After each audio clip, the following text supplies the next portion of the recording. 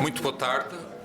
O meu nome é João Falcão e Cunha, sou o diretor da faculdade e tenho muito gosto em estar a abrir este debate sobre o drama dos refugiados, suas causas e formas de os combater. É o 11º debate dos novos paradigmas que foram iniciados por uma iniciativa do professor Barbeiro de Magalhães, a quem agradeço a persistência e queria dizer que o atraso se deve a eu ter chegado atrasado. O professor Barbeiro é extremamente... Ainda não estou atrasado, mas de acordo com o guião estou atrasado.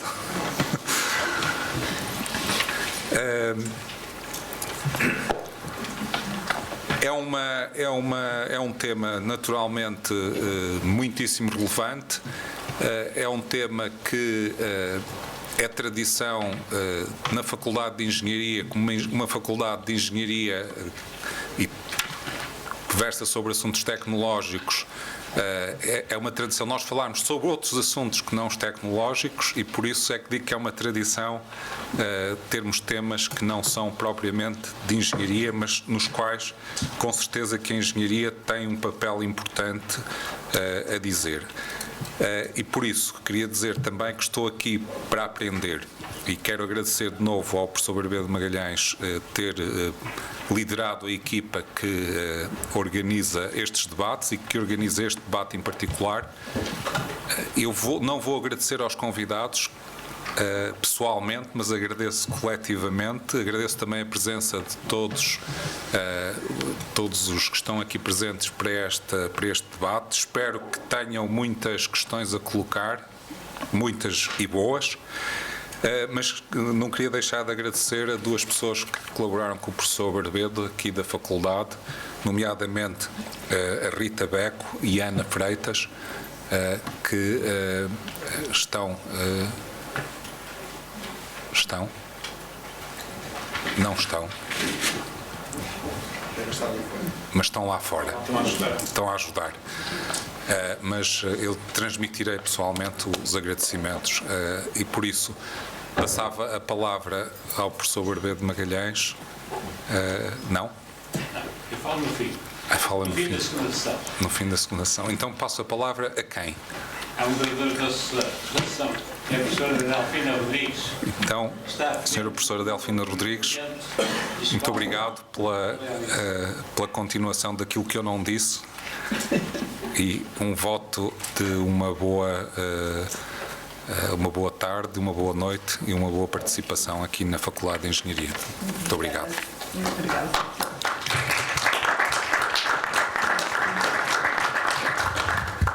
Eu presumo que preciso de... ou não? Para calar-se. Tá bom. Então, muito boa tarde a todos. Tomo para mim um minuto apenas para dizer quanto me honra o convite, ou quanto me honrou o convite para participar neste encontro em que se promove o conhecimento, em que se provoca o debate em torno de um tema tão dramaticamente atual.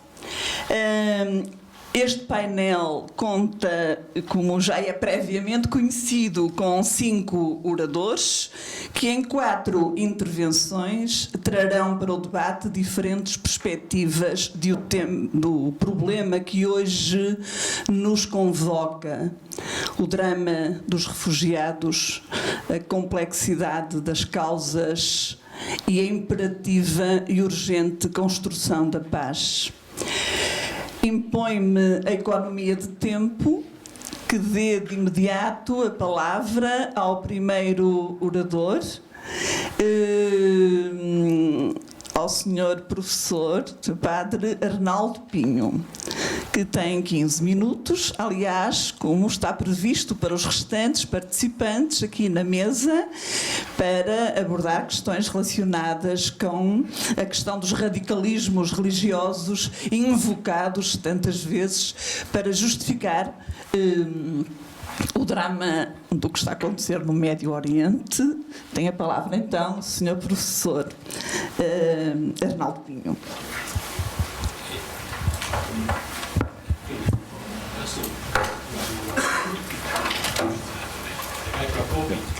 É melhor falar do micro. Sim.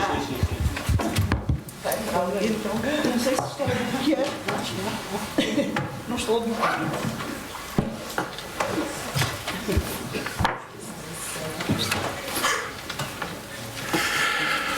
Então, muito boa tarde a todos, muito obrigado pelo convite, uma vez que o professor Barbeno mandou um texto a dizer que nós não deveríamos ter muito salamaleques, vamos entrar diretamente no assunto.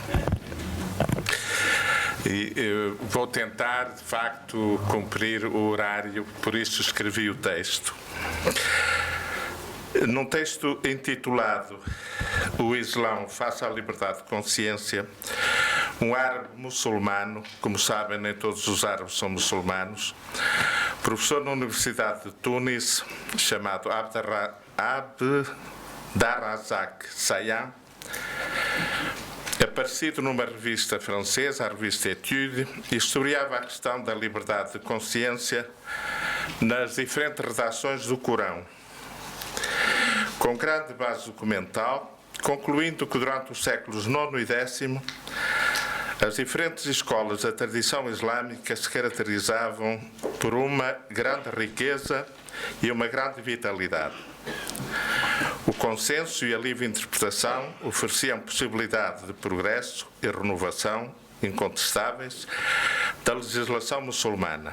A partir dessa época, no tempo dos Abássidas, foi uma dinastia muito importante do califado, foi a corrente literal que prevaleceu. O que se pode compendiar na célebre frase do califa Omar, que terá afirmado: nós temos o livro de Deus e a suna do enviado de Deus. Isto basta-nos. Quando num texto, mas ainda se for sagrado, se perde a riqueza das diversas interpretações, quando ainda por cima não há uma autoridade de interpretação independente do poder civil, então o terreno está preparado para que os radicais, religiosos ou políticos, porque é a mesma coisa, o processo psicológico é o mesmo e o processo de autoridade é o mesmo, tentem justificar a sua intolerância apoiando-se numa parte da leitura seculares e nos versículos, no caso sunas, que lhes interessam. O que temos entre os radicais ou fundamentalistas podem ser católicos, muçulmanos ou seguidores de uma ideologia política, é a questão de absolutizar os textos ou parte dos textos fora da história e da vida e do confronto com a razão. Cortados do conjunto do Corão, numerosos textos apelam, sem dúvida, à Guerra Santa e a combater os descrentes que hostilizam os muçulmanos. Os extremistas apoiam-se nestes textos para a sua justificação.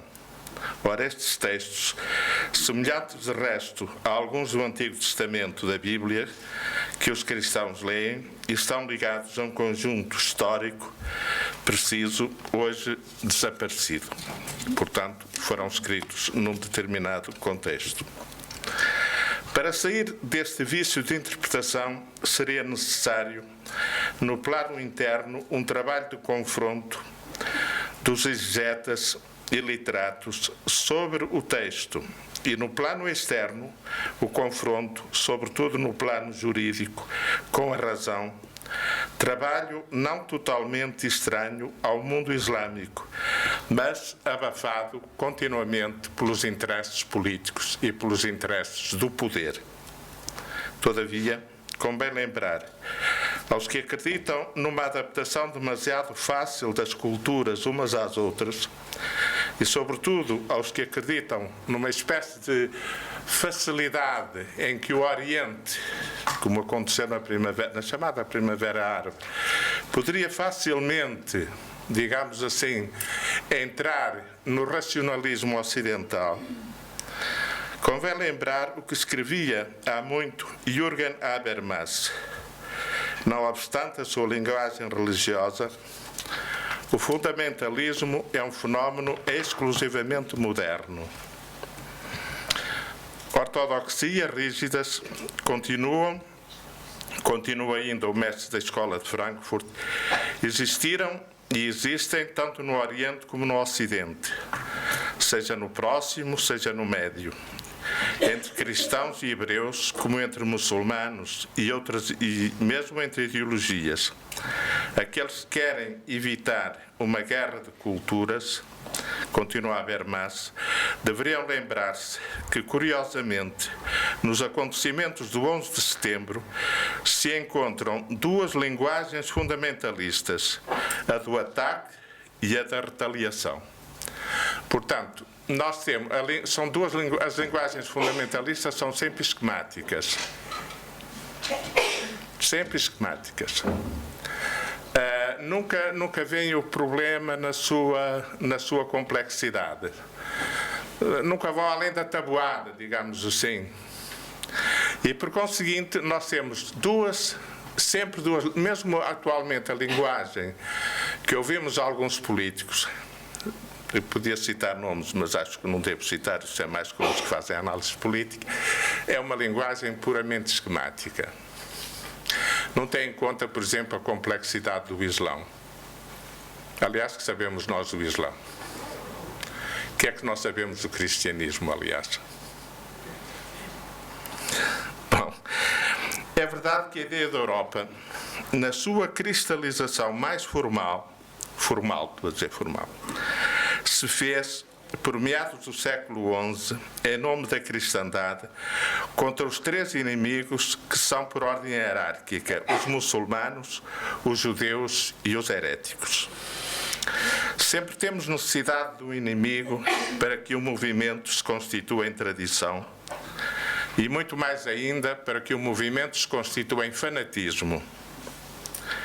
Do inimigo real ou imaginário, ou de um bode expiatório. De resto, aquele pensador francês René Girard estudou isso naquele seu livro Le Bouc Émissaire. O homem tem sempre necessidade de um bode expiatório, de um espantalho para pôr as pessoas atrás dele. Mas isso não acontece só no islamismo, acontece em várias situações diferentes. Malgrado o que a Europa deve à cultura islâmica, e deve muito. Por exemplo, no século XI, quando a Europa se enfrenta com a cultura islâmica, ela estava muito mais adiantada, por exemplo, na engenharia. Portanto, malgrado o que a Europa deve à cultura islâmica, nasce assim uma islamofobia. Como demonstra o diplomata e historiador britânico Norman Daniel em sua obra O Islão e o Ocidente. Aqui se descreve, na construção da islamofobia, como uma ideia mobilizadora, animando a conquista da Espanha, Toledo, 1082, e mais tarde a tomada de Jerusalém, em 1097. Depois, o Islão conheceu uma história de guerras civis constantes, que começou com o assassinato do terceiro califa. Ora, a guerra civil é uma guerra de interpretações. E essas interpretações tornam-se mais esquemáticas quando a televisão nos mostra cenas de horror. A verdade é que as coisas são mais complexas. Mas, que sabemos nós do Islão? E que sabe o Islão de nós? É verdade que o Islão atual, na sua face visível, apresenta-se no seu pior modo como um esquematismo, como recuso à complexidade, como ahistórico. Por que prospera, então? Um pensador marroquino, professor de literatura comparada na Universidade de Paris, escritor e poeta, respondia num artigo recente a esta questão. Prospera porque está em correspondência com o que propõe a cultura mundial. Portanto, não prospera por ser diferente da cultura mundial, mas por ser igual a ela. Portanto, estou a citar um artigo dos Études de 2011. E continua. O Islão dos nossos pais tinha um aspecto de bonomia que se perdeu.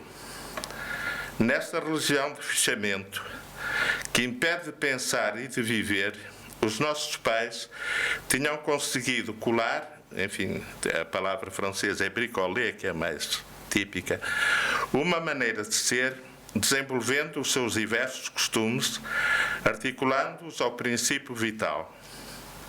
Quer dizer, tratava-se de uma religião antropológica. Os muçulmanos de hoje vivem numa grande secura espiritual, o Islão que herdaram dos seus pais. E o autor cita uma obra de Omar Saghi, que é professor de Sociologia, uma obra engraçada. Este senhor acompanhou uma peregrinação a Meca de jovens franceses e escreveu um livro chamado De Paris a Meca, Sociologia de uma Peregrinação. E ele escreve o seguinte nessa obra, só para vermos um pouco a complexidade das coisas. Vemos aparecer entre os muçulmanos uma nova categoria de muçulmanos, indivíduos do sector terciário, dominando a cultura digital, emergindo da nova cultura de fast food, que desprezam o Islão dos nossos pais e perderam a nostalgia pelo mundo das suas origens. Na sua utopia, nada vale mais que uma Meca transformada em Manhattan, com parque de distrações como a Disneylândia. Não são militantes perigosos, mas têm necessidade de encher o vazio espiritual da subcultura por uma religião que preserva a sua pureza no estar de acordo com a sociedade de consumo.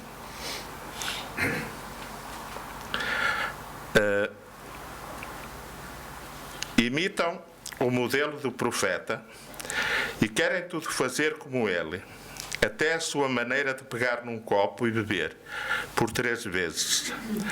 E, inclusive, talvez seja o caso do profeta, usar sapatilhas e frequentarem o McDonald's. Simultaneamente, consideram-os que bebem de uma só vez como mal-crentes. Quer dizer, como todos os fundamentalistas, agarram-se ao pormenor e desprezam o essencial, ou seja, alguma coisa que fosse interior. Isto é, os muçulmanos dos arredores de Bruxelas ou de Paris não andam longe cultural e religiosamente dos não muçulmanos. É talvez neste sentido profundo que não ultrapassamos ainda a relação agressão-retaliação de que falava Habermas. Pode mesmo dizer-se que a retaliação provém da agressão e a agressão provém da retaliação. O caminho por uma democratização ao ocidental, que trouxe alguma esperança na chamada Primavera Muçulmana, parece ter fracassado, por razões que os políticos explicarão, mas que, naturalmente, não colou à cultura muçulmana. O caminho para uma democratização, entre aspas, das culturas muçulmanas parece longo e difícil. Entretanto, sobre os destroços de uma cultura esquecida das suas raízes, uns pregam o fundamentalismo e outros respondem com a guerra patriótica pela salvação da nossa civilização. Convenhamos que o caminho entre os dois é lento e difícil. E talvez seja apenas percorrido por aqueles que são muito poucos, que fazem um trabalho de diálogo entre as culturas e entre as religiões. Muito obrigado.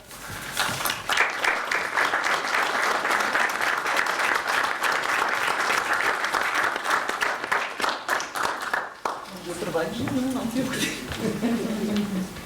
Obrigada.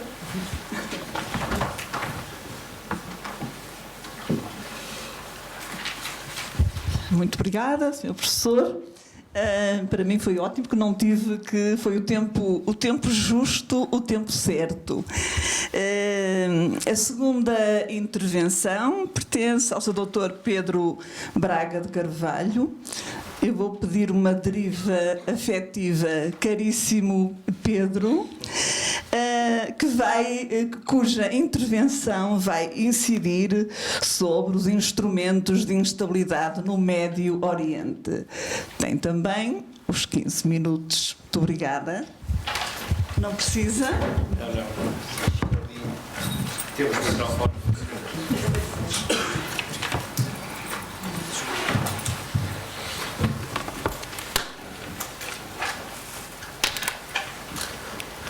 Muito boa tarde a todos. Eu vou desrespeitar as indicações que tinha do professor Barbedo e vou agradecer ao professor Barbedo especialmente e à Rita, mesmo com prejuízo do tempo da minha intervenção, não só pela organização da iniciativa, e eu penso que ninguém me levará a mal que agradeço especialmente a eles os dois, mas também pelo extraordinário exemplo de cidadania que são. Aliás, é este tipo de atividades que permitem robustecer a nossa sociedade e robustecer a nossa democracia.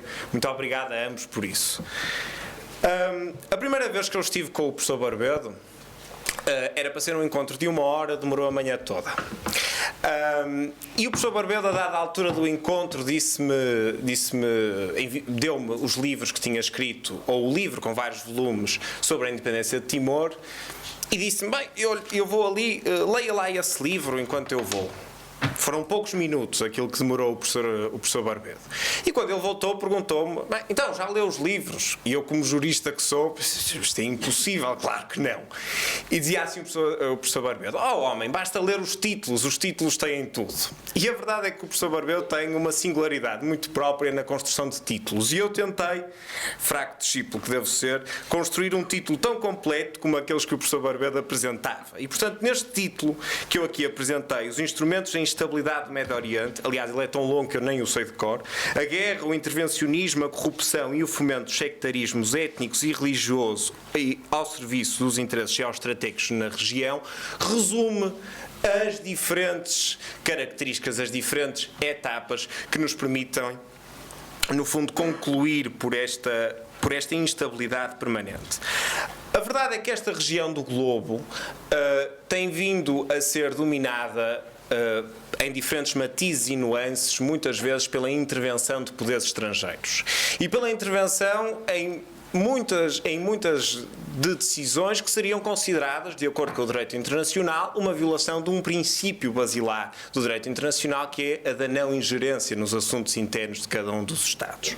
E se quiserem, por uma outra visão quase, de violação de um princípio ou de um direito de autodeterminação dos povos, de decidirem o seu próprio destino. E nós, ocidentais, mas também na altura da Guerra Fria, a União Soviética, fomos pródigos em fazer isso pela região. E os exemplos mais recentes, poder-vos-ia dar desde Ben Ali na Tunísia, e permita-me só concluir a sua intervenção, professor e padre Arnaldo, dizia que a Primavera Árabe redundou muitas vezes em fracasso. A Tunísia é um bom exemplo de como a Primavera Árabe ainda pode ser um foco de alguma esperança, com um movimento constitucional consolidado.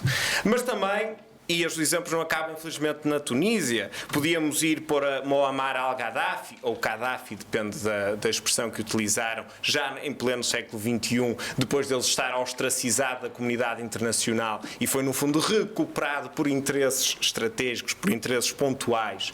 Ou então Hosni Mubarak no Egito, e depois o derrubo daquilo que foi o movimento da Irmandade Muçulmana, que tem bastantes defeitos, diga-se, que tem bastantes defeitos, mas o derrubo para a reposição da ditadura militar. Ou então a dinastia Pahlavi no Irão e os chás, os dois chás que essa dinastia teve, e a forma como nunca os poderes ocidentais aceitaram a nacionalização da Anglo-Iranian Oil Company, hoje British Petrol, a BP.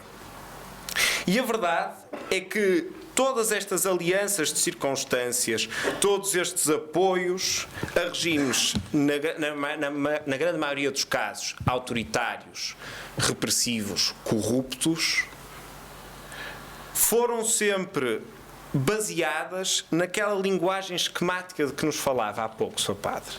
Na ideia de que somos nós ou é o caos? Somos nós ou são os radicais islâmicos ou os fundamentalistas islâmicos? Somos nós, na altura da Guerra Fria, em que ainda se tinha medo de comunistas, somos nós ou os comunistas? E este discurso foi sendo feito e foi sendo construído, e, aliás, continuou a formar muito daquilo que era a opinião pública ocidental sobre a região, porque nunca permitimos, como dizia o Sr. Padre Arnaldo, a constituição de poderes cívicos e de movimentos democráticos laicos nestes países. Sempre que estes movimentos apareciam, a ordem era dada para a sua destruição. Para a destruição das suas estruturas, para a destruição da passagem da sua mensagem, para que esta narrativa que foi construída entre nós ou o caos pudesse ir tendo fundamentação. O surgimento da Al-Qaeda ou do Daesh é também explicado nesta mesma lógica de comportamento ao longo do último século muito evidente e ao longo das últimas décadas muito evidente. Na verdade, como todos nós sabemos, a Al-Qaeda tem as suas bases históricas ou a sua inspiração num movimento de mujahedins que se juntaram aos talibãs do Afeganistão para combater o invasor estrangeiro, para combater a União Soviética, que em 1979 invadia o Afeganistão. Aliás, guerra que durou pelo menos 10 anos, até 1989. E quem estava lá para proteger os grandes lutadores pela liberdade? Estávamos nós. E quem estava no meio desses grandes lutadores? Estava, por exemplo, Osama Bin Laden e al-Zarqawi. E a verdade é que, depois deste fenómeno, enfim, depois daquele conflito ter terminado e de ter ficado um governo da Aliança do Norte que controlava muito pouca parte do território do Afegão e basicamente o resto do território afegão estar entregue ao regime talibã, vimos como a Al-Qaeda foi crescendo ao longo da década de 90. E vimos como foi possível praticar uma série de atentados terroristas em várias regiões do globo. E depois, o grande impacto na Big Apple em New York com o 11 de setembro. Invadimos o Afeganistão. Bin Laden foge para o Paquistão, fica lá. Mais um regime com quem nós vamos tendo boas relações, apesar da duvidoso registro em termos de direitos humanos desse mesmo regime. Zarqawi foge para o Iraque. E em 2013 o que é que fazemos? Invadimos o Iraque. Invadimos o Iraque, hoje já se conhece com fundamentos falsos, todos eles falsos. Não havia armas de destruição maciça, não havia armas biológicas nem químicas. E o argumento relacionado com a intervenção humanitária de que Saddam Hussein, no fundo, era um opressor, embora fosse verdadeiro, nunca do ponto de vista jurídico ou da comunidade internacional foi aceito para justificar intervenções militares. Ao arrepio da Carta das Nações Unidas fez-se a invasão do Iraque e, se é verdade que planearam muito bem a invasão, é verdade que ninguém planeou o dia depois da invasão. Donald Rumsfeld dizia numa das conferências de imprensa: "Stuff happens." Problemas surgem, enquanto em Bagdá e em outras cidades iraquianas atentados terroristas iam sendo cometidos. De repente, o tal Zarqawi que tinha andado pelo Afeganistão já estava no Iraque, era capaz agora de formar uma Al-Qaeda, uma sucedânea, cria a Al-Qaeda no Iraque, estabelece uma aliança com uma série de tribos sunitas. E porquê que estabelece esta aliança com as tribos sunitas? Porque o novo poder instituído em Bagdá, agora de orientação xiita, a grande maioria iraquiana que tinha sido reprimida na altura do regime de Saddam Hussein, via a sua oportunidade de vingança. E aqui temos hoje a utilização do fomento destes sectarismos entre diferentes etnias ou diferentes interpretações da religião a funcionar. A Al-Qaeda no Iraque foi estando bastante ativa, até pelo menos a morte ou assassinato de Zarqawi num raid norte-americano, e através do início de uma política de pagamentos de avultadas quantias monetárias a líderes tribais sunitas para quebrarem a sua aliança com a Al-Qaeda no Iraque. Isso foi possível até 2011. E em 2011 o que temos? Primavera Árabe, uma série de movimentos de protestos disseminados por diferentes países, ora muçulmanos, ora árabes, e na Síria inicia-se a guerra civil.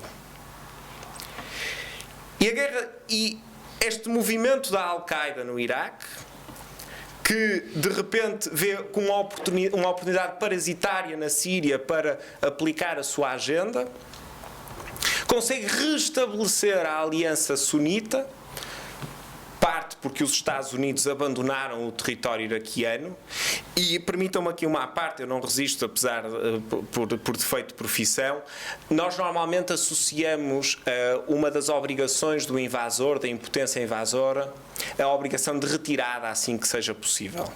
A verdade é que é discutível que uma potência invasora como foram os Estados Unidos pudessem ter retirado do Iraque sem permitir que as estruturas de poder iraquianas fossem capazes de exercer um poder de facto naquele território. Porque a ausência de poder, isso sim, cria caos. E essa ausência de poder era muito evidente em 2011. O governo de Maliki, que era na altura o primeiro-ministro iraquiano, vai quebrando aqueles acordos de cavalheiros, para não dizer coisa pior, entre as tribos sunitas e o governo iraquiano. Logo, o descontentamento sunita cresce. E entre alimentando-se o descontentamento sunita iraquiano com a guerra civil na Síria, foi crescendo a Al-Qaeda no Iraque, crescendo a proporções que levou, ou estando relacionadas, aliás, com os terríveis atos que a Al-Qaeda no Iraque ia cometendo com próprios muçulmanos, que levou à quebra da ligação com a Al-Qaeda e ao aparecimento em 2012, 2013 do Daesh, agora liderados por al-Baghdadi. E se repararem, se pensarem comigo, em muito pouco tempo, esta organização, em 2014, conseguia controlar um território idêntico à dimensão da Grã-Bretanha. Grande parte dele deserto, é certo. Mas, em todo caso, controlava um território idêntico à Grã-Bretanha.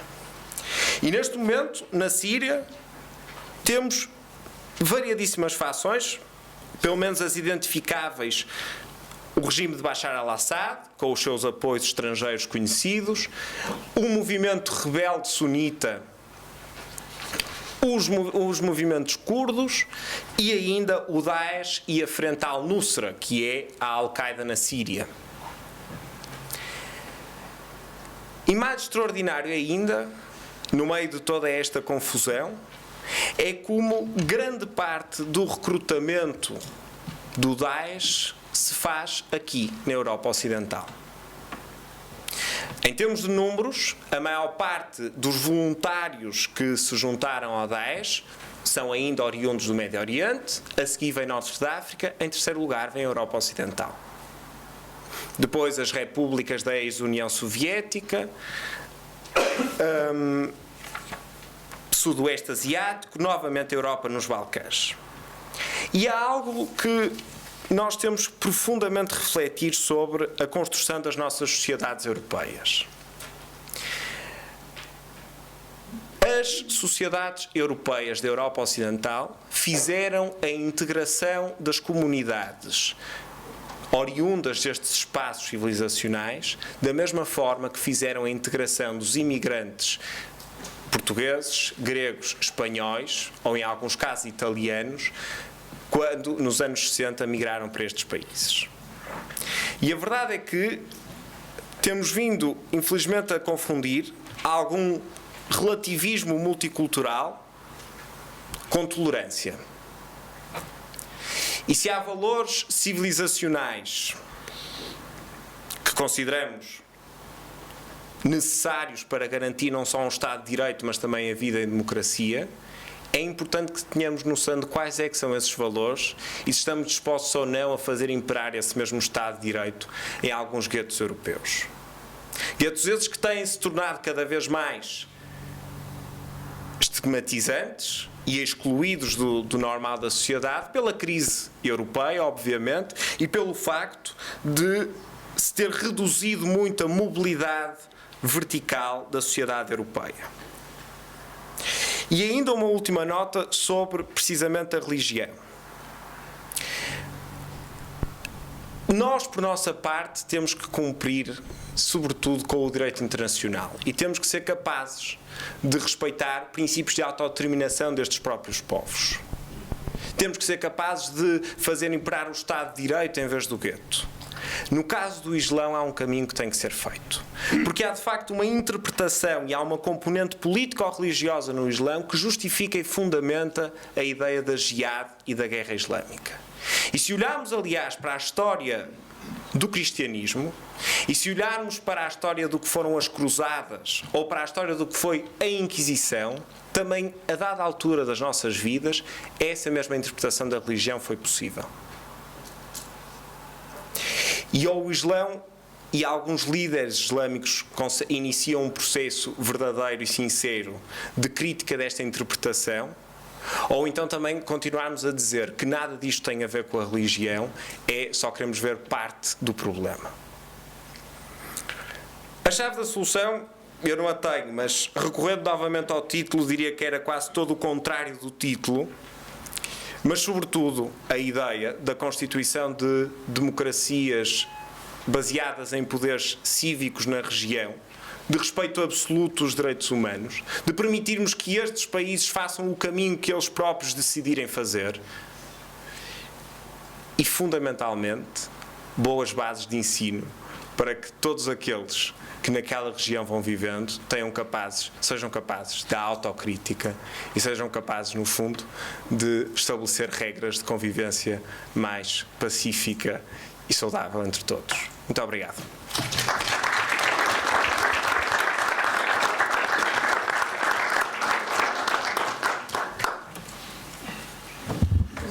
Muito obrigada. Está a ser ótimo, que eu assim não tenho que mandar, enfim, sugerir a alguém que encurte a sua comunicação. Muito bem. Então, e dentro da hora, dava agora voz ao senhor jornalista e escritor José Manuel Goulão, que em 15 minutos também desenvolverá o tema do comércio ilegal de armas e a corrupção. Tem a palavra.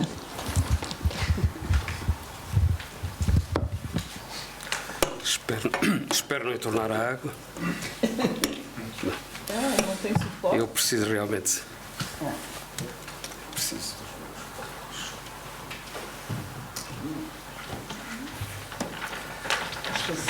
Eu podia também começar, boa tarde a todos, podia também começar por ler o título que o professor Barbedo idealizou para a minha intervenção. Não o vou ler, vou começar imediatamente com o texto.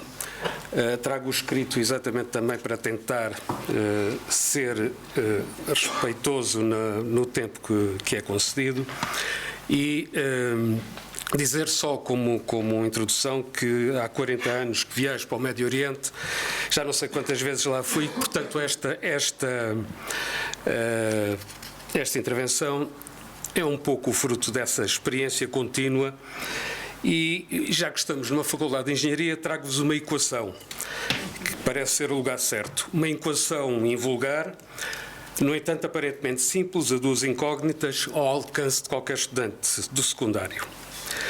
Os governos e as instituições da União Europeia acabam de estabelecer um acordo com o governo da Turquia para lhe pagar anualmente e a fundo perdido 3 mil milhões de euros, além de suprimir os vistos e acelerar a integração desse regime que é pré-fascista neste espaço que dizem democrático. Notem que estes milhões saem dos cofres da União, que obriga os seus cidadãos a submeter-se à canga da austeridade e ao cumprimento de instrumentos socialmente asfixiantes produzidos por métodos não democráticos. Notem também que a supressão de vistos com a Turquia franqueia a circulação com uma zona do globo plenamente infectada pelo terrorismo, numa altura em que a livre circulação na Europa está mais entorpecida pela multiplicação de muros, valas, cercas de arame farpado e brutais cargas policiais. As duas incógnitas são porquê e para quê. Os dirigentes e os políticos não eleitos que esfiam as organizações europeias dizem que é para nos aliviar da ameaça de centenas de milhares de refugiados das guerras do Médio Oriente. Esses dirigentes e os políticos não eleitos dizem, e com maioria de razão os franceses, os ingleses, os alemães, os italianos e até pelo menos um português tristemente afamados, eles sabem que às ordens de um tentacular complexo militar industrial, com sede no Pentágono, ajudaram a alimentar guerras que espalham o caos desde a Palestina aos confins da Líbia, do Corno da África e da África Central. Esses dirigentes sabem ainda que a Turquia, com o seu regime ditatorial e expansionista atual, é um dos instrumentos fulcrais para alimentar estas guerras, conforme está registado em imagens obtidas pela miríade de satélites que esquadrinham cada centímetro quadrado do planeta. Tais imagens mostram que as fronteiras turcas passam para a Síria milhares de mercenários e toneladas de armas que são o combustível desse flagelo que envenena os nossos dias e que é o terrorismo. Os dirigentes europeus sabem ainda que estão incólumes aos ricochetes dessas guerras, o mesmo não se podendo dizer, mercê das recentes tragédias dos cidadãos comuns na sua vida de todos os dias. Enquanto proclamam aos quatro ventos que estamos em guerra contra o terrorismo e por isso os nossos Estados caminham com firmeza para a sociedade policial, os governos e os chefes europeus sabem, e de facto é impossível que não saibam, que esses milhões entregues à Turquia poderão contribuir para financiar o terrorismo e que a mobilidade tornada mais fluida entre o espaço da União Europeia e o território turco só favorece os intercâmbios entre os bandos da Al-Qaeda ou do chamado Estado Islâmico, estejam eles algures no Oriente ou, por exemplo, em Bruxelas, Antuérpia, Paris ou qualquer recanto da Europa. Ou seja, os dirigentes europeus pagam para ver, apostando as vidas dos cidadãos do continente.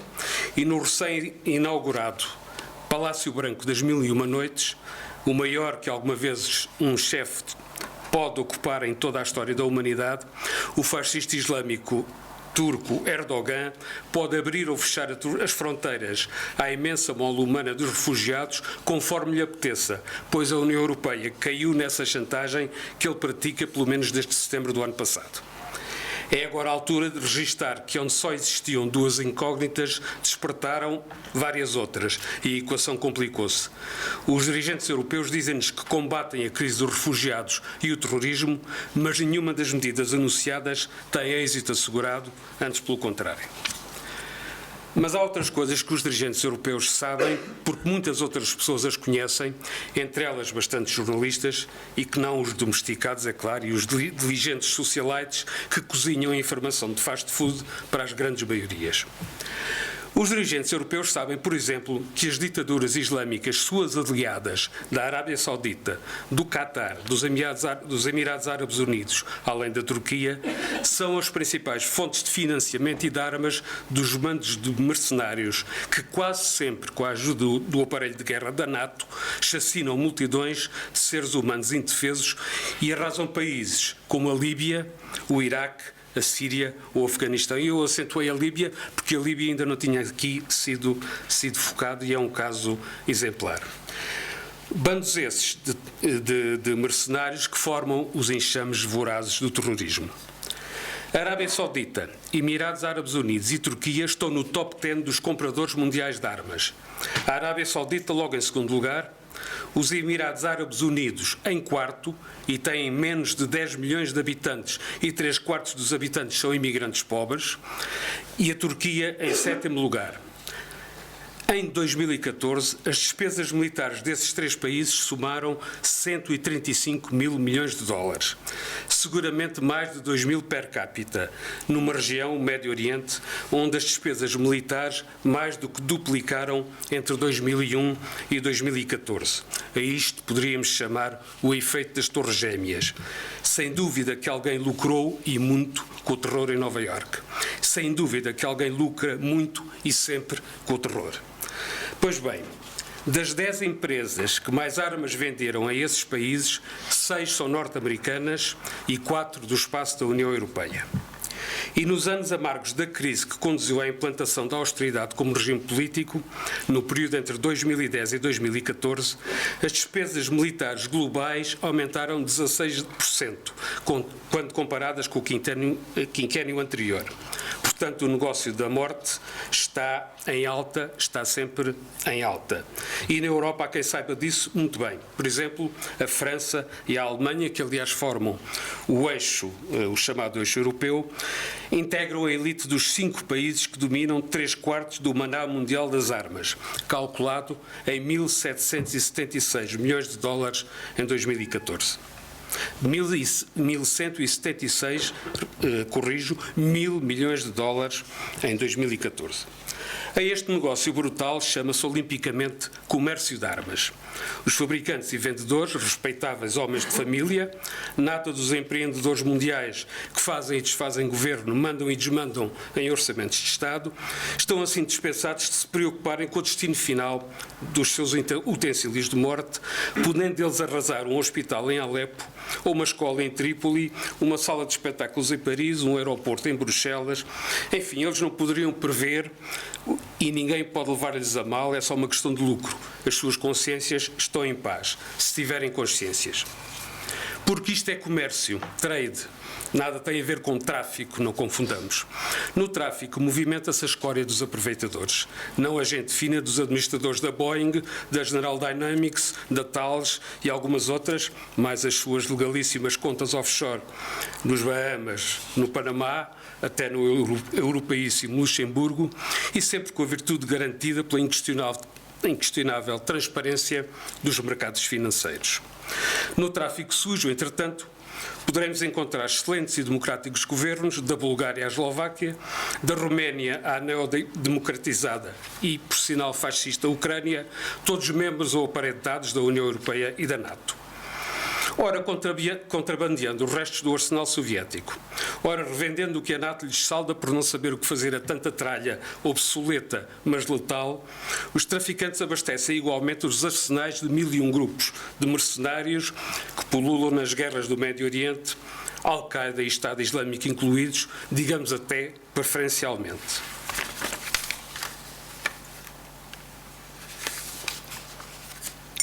Como se compreende, ao contrário do elegante trade, é difícil quantificar esse tráfico, que por vezes está até interligado com o contrabando de droga e de petróleo. E nisso o Estado Islâmico leva a palma aos demais. Recebeu recentemente da família Karzai, aquela que foi escolhida pela NATO para governar o Afeganistão, a concessão do tráfico de heroína gerada pelo ópio afegão, que representa mais de 90% do produto em circulação no planeta. Quanto ao petróleo, o Estado Islâmico rouba-o, sobretudo no Kurdistão iraquiano, e depois leva-o para a Turquia e para Israel, com destino a navios fretados por Bilal Erdogan, o filho do ditador Erdogan, de onde é lançado no mercado internacional devidamente lavado a preços de saldo que fazem as delícias das multinacionais do ramo, que conhecem, no entanto, muito bem a origem. O mais certo é que alguns de nós já tínhamos abastecido os nossos carros com combustível que financia o Estado Islâmico. As bombas não fazem distinção. O produto não tem diferença de cheiro ou cor. As multinacionais tanto lhes dá desde que somem lucros e não incluem sangue humano nos aditivos que usam. Os circuitos das armas não são muito diferentes. Na Turquia de Erdogan, parceiro de negócios da União Europeia e membro tão fidelíssimo quão estratégico da NATO, há pelo menos 3 organizações não governamentais ditas humanitárias que, geridas clandestinamente pelos serviços secretos, fazem transitar todo o tipo de armas e milhares de mercenários para o interior da Síria, ao serviço fundamentalmente da Al-Qaeda, que aqui se chama Al-Nusra, e do Estado Islâmico. Muito globalizantes e endinheirados, a Arábia Saudita, o Qatar e os Emirados Árabes Unidos tratam da circulação de armas e de terroristas nos voos non-stop dos seus aviões de carga, que tanto podem estar em Sófia, carregando restos do arsenal soviético, como algures na Turquia, embarcando terroristas por Iémen, vindos da Síria, muitos deles depois de terem combatido na Líbia sob a proteção dos aviões da NATO. O circuito chega a ser ainda mais simples. Na Ucrânia, as milícias nazis, que fazem parte da Guarda Nacional, treinada por forças operacionais da NATO, negociam diretamente armas com o Estado Islâmico, uma vez que criaram uma aliança, ao que dizem, para libertar a Crimeia e combater a Rússia. Porém, o processo mais imaginativo e direto do tráfico de armas para os grupos terroristas apenas foi interrompido há pouco devido ao acordo de cessar-fogo na Síria entre os Estados Unidos e a Rússia. Durava desde 2012 e era dirigido em pessoa pelo secretário-geral adjunto das Nações Unidas, o funcionário e diplomata norte-americano Jeffrey Feltman, verdadeiro comissário político da Casa Branca na organização.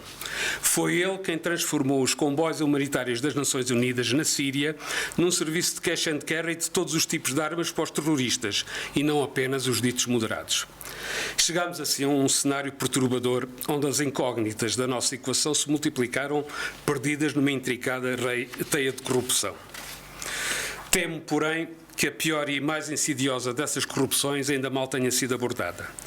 Falo da repetida invocação de valores fundamentais das nossas vidas, como a democracia, o direito internacional e os direitos humanos, para corromper precisamente a democracia, o direito internacional e os direitos humanos. Recuemos à gênese de 4 guerras que continuam vivas de sangue, mesmo que tenham deixado de caber nos telejornais, pelo menos com aquela sofreguidão sangrenta da mítica e mentirosa guerra em direto. A NATO invadiu o Afeganistão no fim de 2001 para caçar Bin Laden morto ou vivo. George Bush, Dixit. O mesmo Bin Laden que era um subproduto do apoio das principais potências da NATO ao banditismo dito islâmico dos mujahidins, a que chamaram combatentes da liberdade, singular liberdade esta. A missão tinha ainda o objetivo de estabelecer a democracia e a economia de mercado. Contas feitas, 15 anos depois, a NATO ainda ocupa o Afeganistão. Bin Laden foi morto, mas teve tempo de sobra para espalhar a sua missão sangrenta pelo Médio Oriente, Europa e África. Aquilo a que chamam democracia afegã faz-se com eleições comprovadamente fraudulentas e ainda assim funciona apenas em Cabul, a capital. A economia de mercado, essa sim, floresce em campos de papoilas a perder de vista para que o tráfico de heroína atinja níveis recorde, para grande proveito, entre outros, dos mercenários do Estado Islâmico. Os Estados Unidos da América, à frente de uma grande coligação integrando também as principais potências da NATO, invadiram o Iraque em 2003 para confiscar e destruir as armas químicas de extermínio massivo que estariam em poder do regime de Saddam Hussein. Os invasores iam também liquidar o regime, claro, e instaurar a democracia e a economia de mercado. Afinal, as famosas armas químicas estavam tão bem escondidas que ainda não apareceram. A democracia não passa de uma caricatura concentrada no bunker do poder em Bagdade. E a economia de mercado, essa sim, garante agora o abundante petróleo iraquiano em condições mais vantajosas que nunca para as multinacionais do costume, sem esquecer o contrabando. O caos reina num território que foi outrora o Iraque, um país que deixou de existir, fragmentado em áreas sectárias onde florescem redes terroristas e mafiosas, medrando com toda a espécie de tráfico. Em 2011, alegando a necessidade de dar cobertura à Primavera Árabe contra o regime de Gaddafi, a NATO inventou uma guerra na Líbia. Em terra, organizou uma constelação de milícias formadas por mercenários islâmicos, sustentada na Al-Qaeda e em setores da Irmandade Muçulmana que mais não eram do que a antecâmara do Estado Islâmico. Nos ares, a aviação da NATO garantiu o avanço dos grupos terroristas até ao poder em Trípoli, embora a pontaria teleguiada dos aparelhos de última geração não tenha sido suficiente para poupar escolas, creches e estabelecimentos de saúde, como foi documentado, mas foi pouco divulgado. Mais de 120 mil inocentes foram abatidos nessa altura. Gaddafi foi derrubado e assassinado numa operação dos serviços secretos franceses. Hoje a Líbia de 2011 foi substituída por caos político, miséria social, tribalismo e milícias islamitas à solta. Democracia nem vê-la. A costa líbia transformou-se num fabuloso negócio para as redes de traficantes de refugiados. Agora a NATO prepara nova invasão do território, alegando que o trabalho não ficou bem feito. O verdadeiro objetivo, porém, é garantir que o petróleo das mais prometedoras reservas africanas escorra com fluidez para as multinacionais do costume. Em 2012, os Estados Unidos e aliados da NATO, sobretudo a França e o Reino Unido, estenderam a guerra à Síria para apoiar uma suposta primavera árabe e, obviamente, estabelecer a democracia e a economia de mercado. Um parênteses rápido para notar que pouco tempo antes a NATO tinha mandado a sua filial regional, o Conselho de Cooperação do Golfo, esmagar em sangue uma primavera árabe a sério que ocorria no Bahrein, país que alberga a poderosa 5ª Esquadra norte-americana. O exército da Arábia Saudita encarregou-se do massacre e ainda por lá está, tomando conta das ocorrências. Voltemos à Síria. A senhora Clinton, então secretária de Estado de Obama, e o governo francês criaram, entretanto, o Grupo dos Amigos da Síria para coordenar a ajuda financeira e o apoio militar à suposta insurreição. Milhares de mercenários e toneladas de armas foram introduzidos no país, a partir da Turquia e da Jordânia, para ajudar supostos grupos moderados de oposição, os quais, não tardou a perceber-se, não passavam de braços reais da Al-Qaeda e do Estado Islâmico. O regime de Assad resiste com o apoio da Rússia, mas da Síria de 2012 pouco resta após 3 anos de violência. A guerra já provocou 250 mil mortos. Dos sobreviventes, 1 em cada 3 pessoas são refugiados internos ou externos, e a economia de uma nação que praticamente não tinha dívida externa foi arrasada. A Turquia, a Al-Qaeda e o Estado Islâmico ocupam várias áreas do país. Talvez não saibam, mas um insuspeito New York Times revelou com pormenores a operação que instaurou a guerra na Síria designou-se Madeira de Sicômoro. Foi lançada secretamente pelo próprio presidente norte-americano, Barack Obama, e financiada pela Arábia Saudita e o Qatar. A CIA ocupou-se do treino dos mercenários em países vizinhos, especialmente a Turquia e a Jordânia, e daí foram infiltrados em território sírio juntamente com toneladas de armas e munições. O Google criou uma aplicação especial para facilitar as deserções do exército sírio, mas depois de ter concluído que o êxito era diminuto, tentou rentabilizá-la vendendo-a à Al Jazeera, uma televisão do Qatar. Na Conferência dos Amigos da Síria, realizada em dezembro de 2012, em Marrakech, Marrocos, o até há pouco ministro francês dos Negócios Estrangeiros, Laurent Fabius, proferiu um rasgado e lapidar elogio que eu vou aqui citar ipsis literis. Os membros da Al-Qaeda estão a fazer um bom trabalho no terreno. Eu repito, o ministro dos Negócios francês, Laurent Fabius, disse que os membros da Al-Qaeda estão a fazer um bom trabalho no terreno.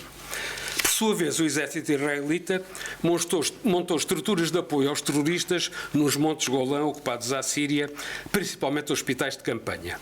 No entanto, os feridos mais graves são transportados para os hospitais em Israel. Há fotografias do primeiro-ministro Benjamin Netanyahu visitando cortesmente esses membros da Al-Qaeda. O presidente Barack Obama, entretanto, encarregou o senador de extrema-direita, John McCain, um dos responsáveis pelo golpe fascista na Ucrânia, de contactar pessoalmente os chefes dos grupos terroristas atuando em território sírio. Na foto do acontecimento pode ver-se, junto ao senador norte-americano, o Sr. al-Baghdadi, conhecido como o Califa, o chefe máximo do Estado Islâmico. O convívio nada tem de surpreendente para quem acompanha estas coisas. Vejamos o caso do Sr. Abdelkadim Beliad. Foi governador militar de Trípoli designado pela NATO, depois do assassínio de Gaddafi. A seguir, foi um dos operacionais do terrorismo na Síria. Há menos de 2 anos ainda, foi recebido em Paris, no Ministério dos Negócios Estrangeiros, do citado Laurent Fabius. A Interpol informou, entretanto, as polícias de todo o mundo que Abdelkadim Beliad é o chefe do ramo islâmico do ramo do Estado Islâmico no norte da África. E nada lhe acontece. Afeganistão, Iraque, Líbia e Síria.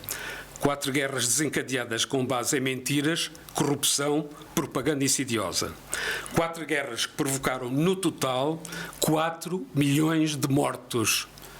4 milhões de mortos, segundo o apuramento macabro feito por organizações humanitárias internacionais. Na Somália, no Iémen, no Mali, Chad, Nigéria, Egito, Paquistão, há conflitos que provocaram mais umas centenas de milhares de mortos, que não figuram nestas contas. Somos contemporâneos de um extermínio de inocentes. A NATO-OTAN, que diz existir para salvaguardar os valores da democracia e dos direitos humanos, é parte relevante entre os autores desta chacina. Numerosos altos dirigentes dos principais países da NATO e da União Europeia têm as mãos mergulhadas no sangue deste crime que tem uma dimensão que poucos terão na história da humanidade. 4 milhões de mortos, 4 milhões de incógnitas na nossa equação irresolúvel. Se falamos em novos paradigmas, então aqui necessitamos urgentemente de um. Pelo menos que tenhamos a consciência de que somos governados ao nível global por dirigentes que do humano têm somente os invólucros, por organizações que se reclamam de defensoras da civilização suprema, mas são cúmplices de máfias mais bárbaras e traficantes, e todos ao serviço de interesses aberrantes, quantas vezes selváticos. Se ganharmos consciência desta realidade, pode ser que estejamos a contribuir para um novo começo.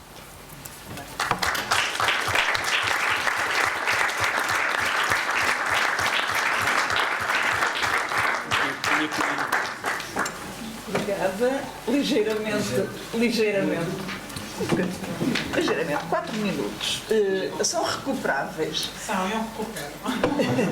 Então agora, e por último, portanto, em termos das intervenções previstas, tem a palavra as doutoras Júlia Azevedo e Rosa Sá, que vão abordar o tema da educação para a paz. Precisa do microfone para E eu falei sem o microfone, mas penso que foi dispensável. A informação é audível, a voz e a informação já está disponível.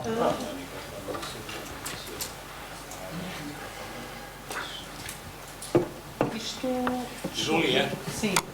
se não tiver microfone, na gravação não se vai ouvir. Então eu queria pôr isto na PowerPoint. Sim. Só favor. Então preciso do microfone para ficar na gravação. Claro, com licença. Obrigada.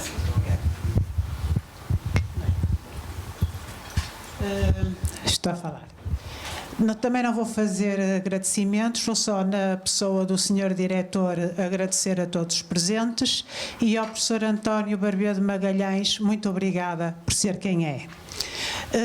Pediram-me então para falar sobre educação para a paz e eu, como leiga no assunto e depois de ouvir as brilhantes intervenções anteriores, sinto-me um bocado até inibida, e pensei pedir ajuda a grandes homens que lutaram muito pela humanidade para me ajudarem a falar um bocadinho sobre educação para a paz. O que é paz? Começamos nós por pensar. A ausência de guerra, não apenas. A paz é a condição de vida que almejamos em todas as dimensões da existência humana, incluindo a política, social, psicológica e pessoal. Pressupõe, obviamente, padrões de justiça, harmonia com a natureza, cidadania e participação em formas democráticas de governo. Respeita padrões de justiça, satisfaz necessidades básicas do homem e honra os direitos humanos. No fim, a paz, na sua essência, significa o desarmamento. Nós podemos acabar com o mundo em 3 segundos. Significa o desenvolvimento económico. E como nós aqui podemos ver, imagens tristes degradantes que existem atualmente no mundo. Países ultra desenvolvidos e pessoas que habitam em condições miseráveis. Degradação ambiental, dos quais nós somos os grandes causadores, e violação dos direitos humanos. Terminando, enquanto não terminarmos com isto, não há paz. Como educar para a paz? Então, parece fácil, mas não é. E pedi novamente ajuda a um grande homem que se chama Paulo Freire, que em Paris fez um discurso do qual disse: de anónimas gentes, sofridas gentes, exploradas gentes, aprendi sobretudo que a paz é fundamental, indispensável, mas que a paz implica lutar por ela. A paz se cria, se constrói, construção incessante da justiça social. Por isso, não creio em nenhum esforço chamado de educação para a paz, que em lugar de desvelar o mundo das injustiças, o torna opaco e tenta miopizar as suas vítimas. E temos aqui a imagem do Paulo Freire, que diz: a educação não transforma o mundo, a educação muda as pessoas. E são as pessoas, somos nós, todos que aqui estamos e que estamos lá fora, que podemos mudar o mundo. A paz, na realidade, está ao serviço de todos os habitantes, de todos os seres do planeta. As guerras não. Estão ao serviço de poucos, daqueles que lucram com o fabrico de armas, com a destruição de povos para terem poder. As guerras estão ao serviço dos impérios económicos que decidem o destino de todos nós. E para alcançarmos a paz, temos que nos obrigar a um altíssimo grau de exercício inteligente, criativo, competente, a fim de encontrarmos soluções não violentas para os desafios que diariamente se nos deparam. Temos aqui um famoso economista que calculou quanto custou a guerra de Bush no Iraque aos Estados Unidos. 6 trilhões de dólares. Como se não bastasse, em outono de 2007, o presidente Bush solicitava 200 bilhões de dólares adicionais para a sua guerra, enquanto, reparem, vetava a aprovação do Congresso de um gasto de 20 bilhões de dólares destinados ao saneamento e à restauração de escolas públicas. O que teria sido possível fazer com aquele dinheiro? Incrível!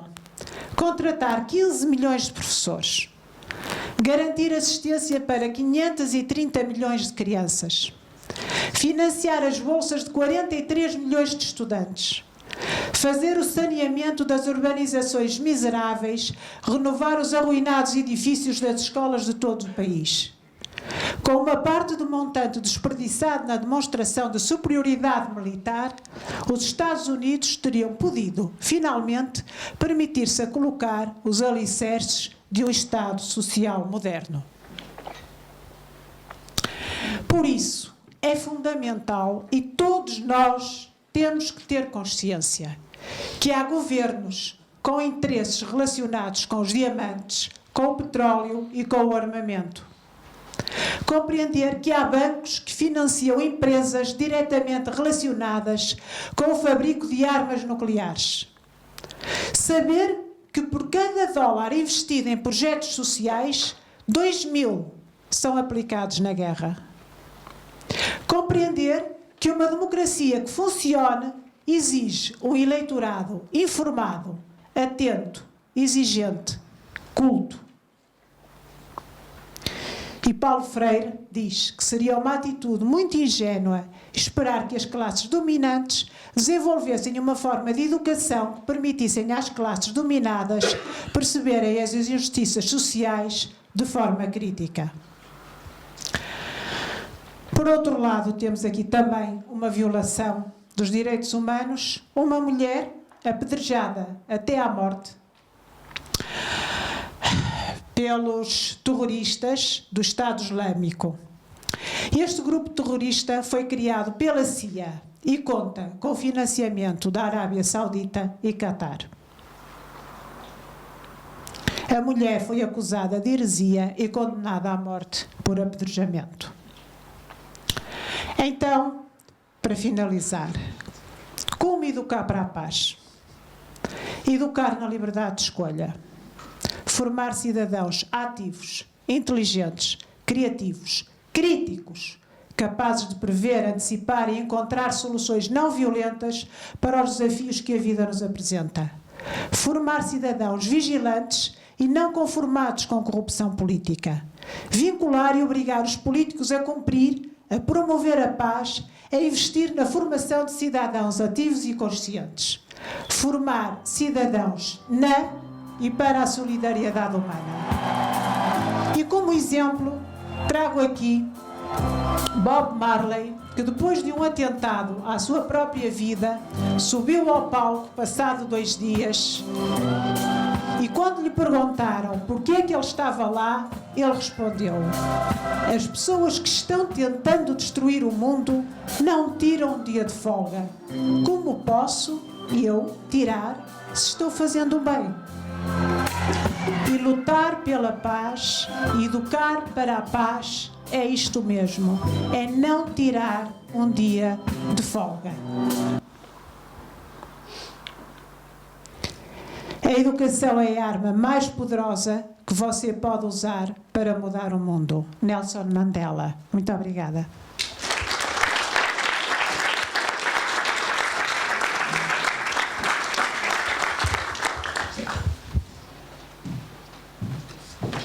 Sigo ver os PowerPoints aqui.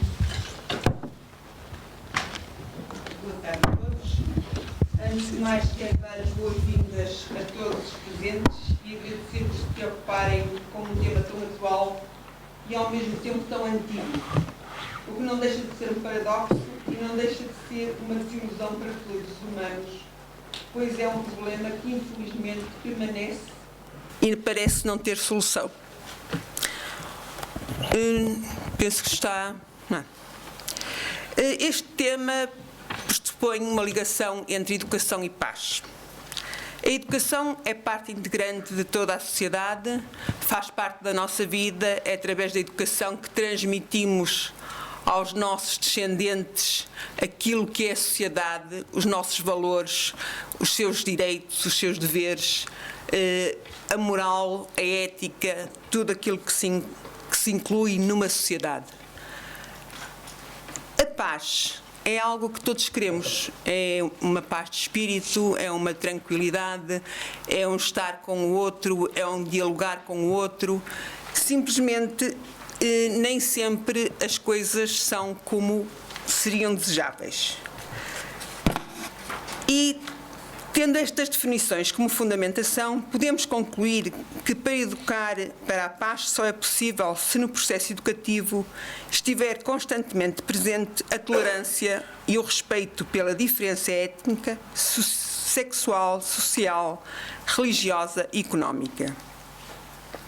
A educação só cumpre o seu desígnio se permitir criar uma sociedade mais justa e mais igualitária, se mitigar a diferença e permitir a mobilidade social, pois só poderá ser possível paz a partir do momento em que se desvaneçam as diferenças sociais e que sejamos capazes de aceitar as diferenças dos outros e os outros com as suas diferenças.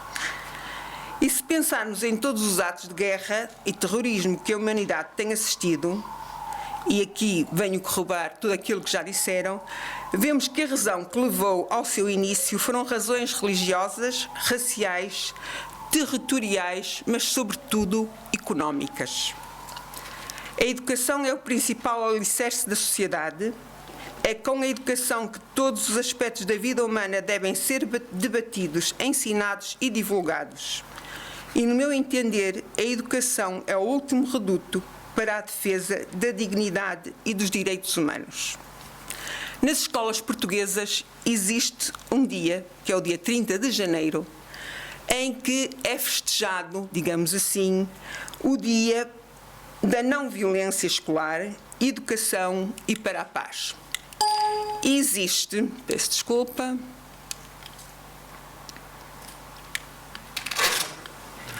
um referencial de Educação para a Segurança e Defesa e Paz que foi elaborado pelo Ministério da Educação e pelo Ministério da Defesa, juntamente com uma equipe que criou uma equipa de elementos que procura ser um referencial para trabalhar este tema na escola.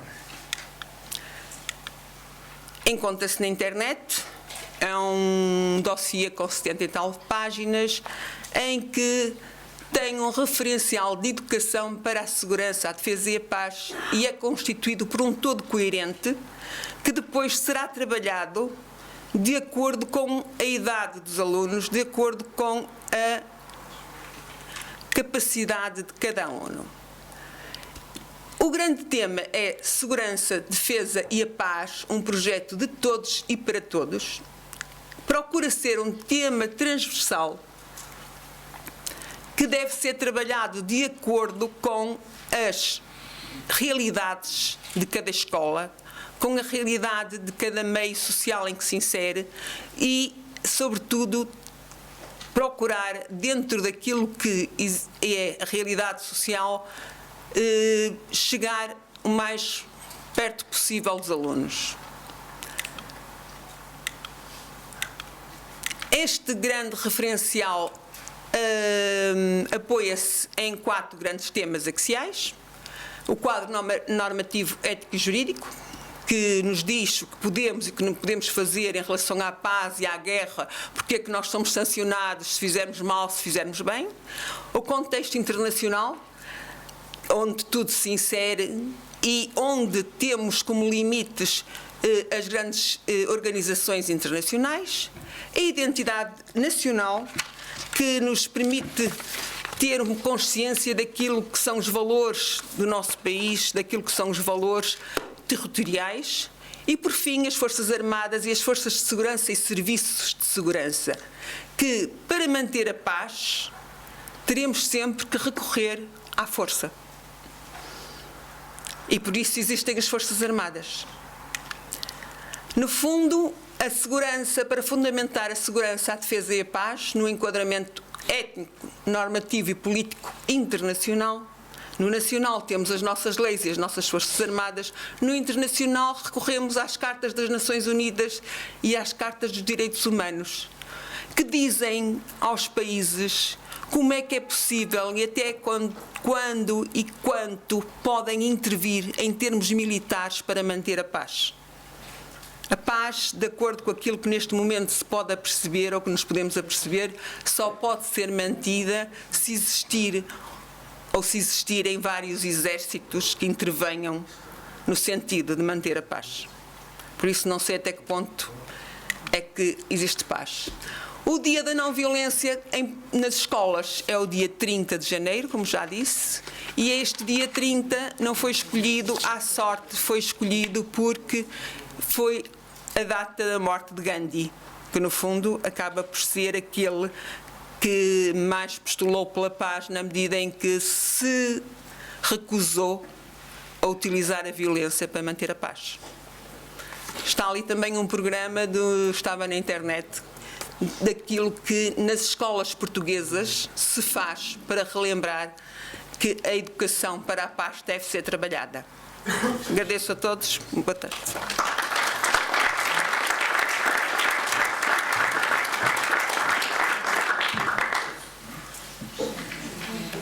Estão concluídas as intervenções do painel. Agradeço a todos, pessoalmente, a riqueza das abordagens e, neste momento, passa a palavra para a Assembleia, para o público, e aqui vou destacar 2 momentos.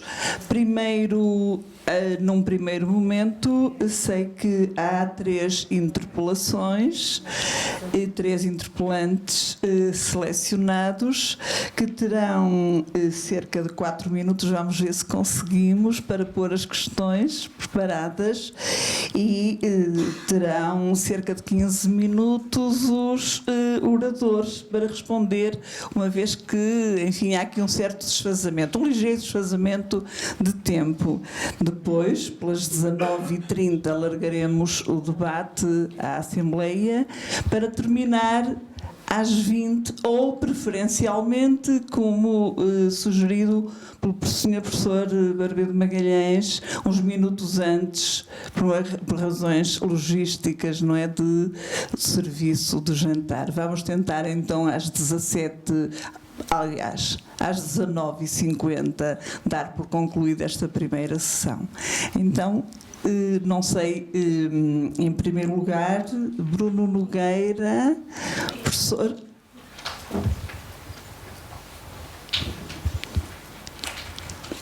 Não? Quem está aqui com a interpelação preparada, então? Bruno? Miguel? Eu tinha Nogueira. Um lapso, não pude corrigir porque não estava aqui deste guião. Muito obrigada, então. Boa tarde. Boa tarde, eu sou mestrando em História e Relações Internacionais na Faculdade de Letras. A minha primeira questão é direcionada ao professor Padre Arnaldo do Pinho. A religião, sem dúvida, é um mecanismo utilizado não só pelos grupos radicais a fim de justificarem os seus atos, mas é igualmente utilizado pelos próprios Estados na defesa da sua ideologia e marca cultural e identitária. Não será a religião nos dias de hoje uma causa de maior divisão e gerador de conflitos entre pessoas, culturas e Estados do que propriamente de união? A minha segunda questão é para o doutorando Pedro Braga de Carvalho. A minha questão prende-se com o papel e intervenção que os diversos Estados deveriam, neste momento de constantes conflitos e jogos de poder, seguir para contornar e até minimizar os efeitos nefastos e as consequências de uma instabilidade permanente e em constante mutação com múltiplas origens. São dois pontos gerais. Muito bem. Tinha aqui um lugar reservado e eu achava que estava ausente este primeiro interpelante. Muito bem. A seguir, pode pôr a questão o estudante Filipe Moreira. Obrigado, Filipe Moreira, estudante de informática da Faculdade da FIUP, e a minha pergunta é para a senhora Júlia Azevedo e Rosa Maria de Sá. Se acham que a educação para a paz não vai contra os valores incutidos às crianças, às pessoas numa sociedade capitalista, começou a tentar alcançar mais, numa tentativa de ter mais, por vezes atropelando os outros pelo caminho, uma tentativa de ter sempre o que é necessário ou acima para podermos sobreviver como queremos. E ainda o Sr. Professor Admar Aguiar também tem uma questão para colocar. Muito boa tarde.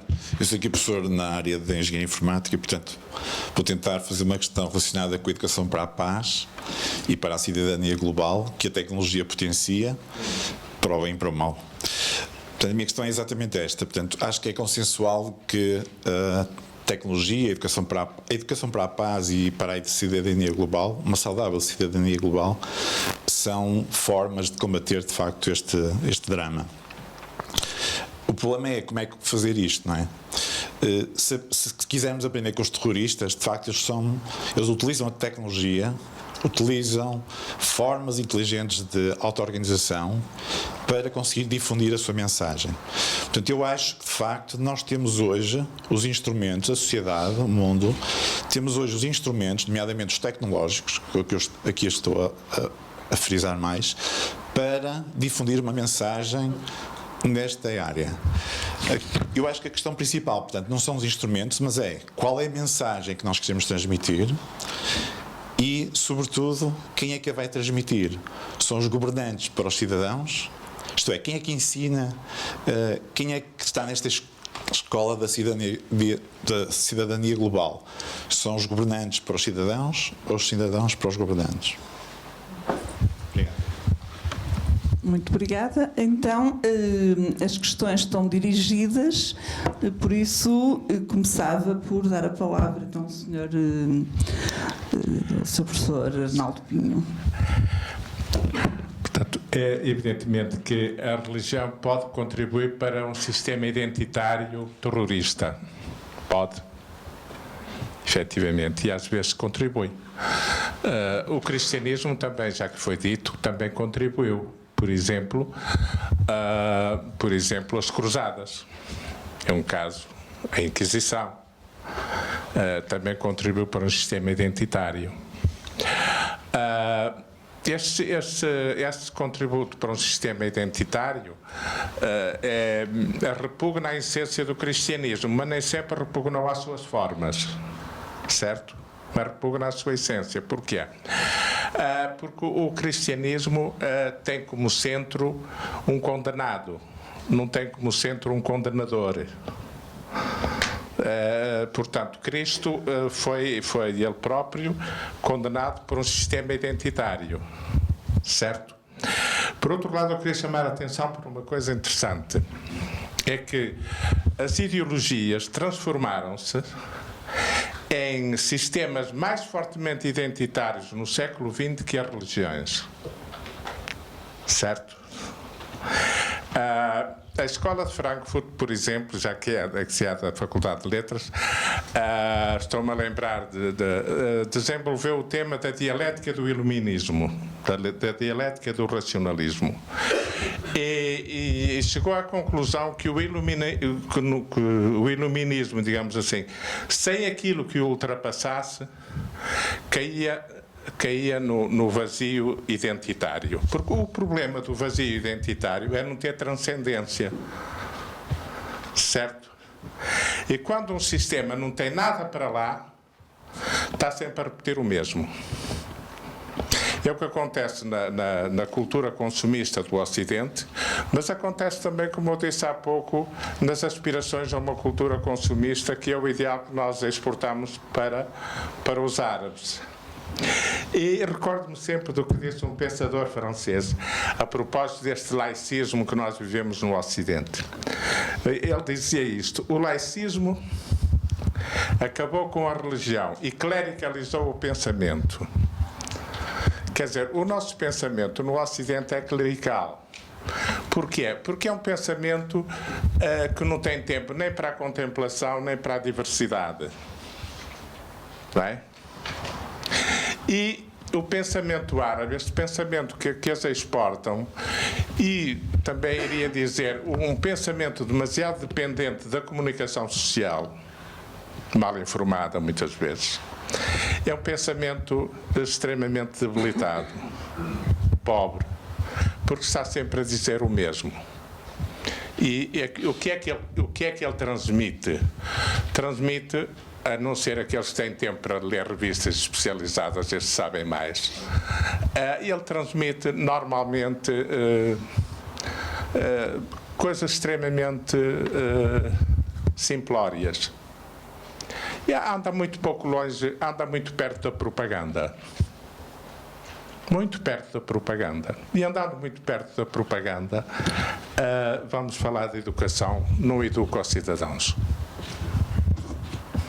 Não educa. Embora isto não se possa dizer muito alto, é verdade. Portanto, o que eu diria, só para terminar, nas cruzadas, por exemplo, nas cruzadas, há toda aquela cruzada, enfim, contra os árabes, etc. Entretanto, quando os cruzados estão às portas de Jerusalém, São Francisco de Assis vai pedir perdão ao sultão do Egito, porque achava aquilo tudo uma estupidez. O sultão do Egito recebeu, achou-lhe piada, e disse: olha, o senhor é um homem bom. E recebeu, esteve com ele vários dias, disse: o senhor é um homem bom, o senhor nem parece lá da sua terra, que aqueles tipos são todos uns tratantes. E o sultão também era boa pessoa, evidentemente, recebeu. Mas à vinda disse-lhe assim: olha, eu vou-lhe arranjar aqui uma guarda da minha confiança, porque se eles sabem que o senhor é cristão, dão cabo de si, embora o senhor seja um homem bom. E é um bocado a nossa situação cultural atual.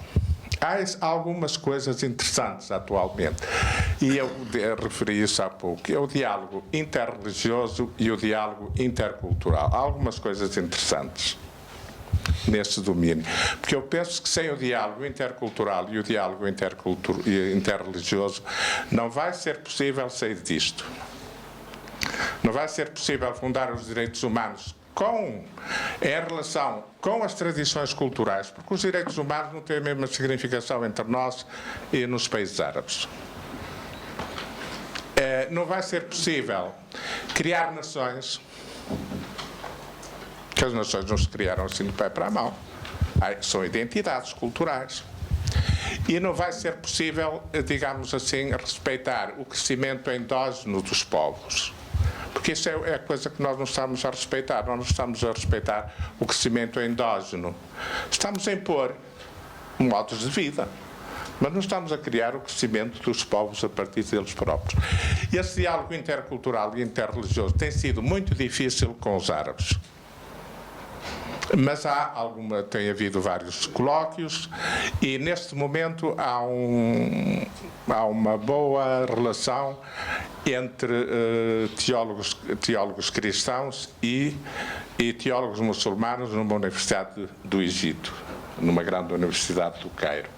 E também, evidentemente, que há muitas tentativas, muitos congressos, vários encontros em Assis, mas, evidentemente, que estes encontros, estes encontros são muito minoritários, porque os efeitos do esquematismo são extraordinariamente fortes. E, sobretudo, são extraordinariamente fortes em povos que provavelmente não têm nenhum acesso à informação, não têm nenhum acesso ao pensamento crítico e não têm nenhum acesso também à racionalidade, porque o problema da racionalidade é extremamente importante. Eu quando ouço às vezes, enfim, mesmo amigos árabes, enfim, quer dizer, o cristianismo só se libertou, inclusive, de uma certa teocracia quando se confrontou com o racionalismo. Porque quando não se confronta com o racionalismo, é sempre um problema. Certo? Muito obrigado. O tempo é curto para a densidade das questões, não é? Muito obrigada. É uma questão também para o Dr. Pedro Carvalho. Com licença. Muito obrigado. O Bruno, é Bruno, não é? É o Bruno Fonseca ausente ali, que estava ali. Muito obrigado pela questão. Eu penso que tentei responder, mas volto ao tema. Ao contrário do que, aliás, foi dito pelo meu caríssimo colega de mesa, José Golão, eu acredito no direito internacional, mais que não seja para garantir um posto de trabalho. Portanto, mais que não fosse por um interesse altamente egoístico, eu acredito no direito internacional.